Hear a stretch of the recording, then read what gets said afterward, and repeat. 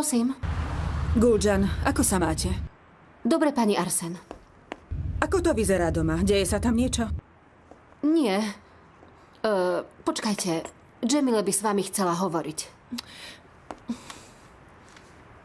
Dobrý večer. Dobrý večer, Jamile. Idem domov. Len som chcela vedieť, ako sa máte.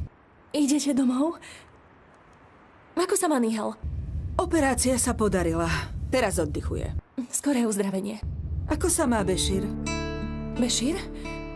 Bešír už spí. Dobre. Aj vy si už chodte ľahnúť. Nečakajte ma, prídem neskoro. Dobre, pani Arsen.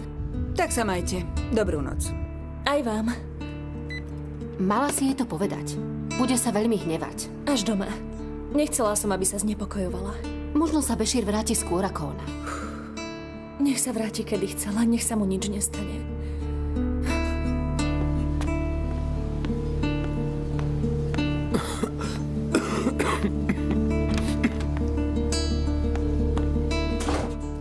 Ak sa ti chce spať, ľahni si na sedačku. Nie. Zhasnem svetlo. Budeš spať.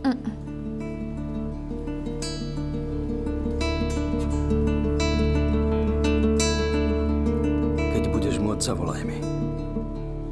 Do júna sa to vyrieši však. Ruku budem mať už úplne v poriadku.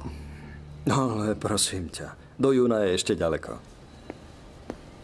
Nechcem mať Sadru v svadobných šatách. V takom prípade by sme svadbu museli preložiť.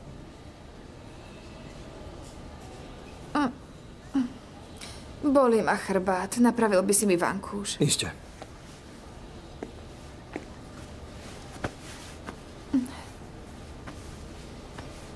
Ďakujem pekne. Bešír? Prišiel Bešír.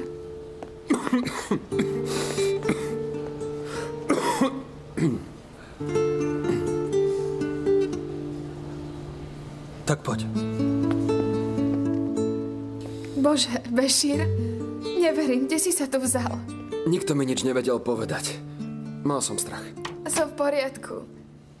Poď, sadni si. Som taká rada, že ťa vidím. Som rád, že si v poriadku. Veľmi som sa bál, v akom stave ťa tu nájdem. Si chorý, môžeš si ublížiť, Bešír. Ako si zlomila ruku? Čo sa stalo? Potkla som sa a spadla. Stalo sa. Som po operácii. Mám tam oceľové skrutky.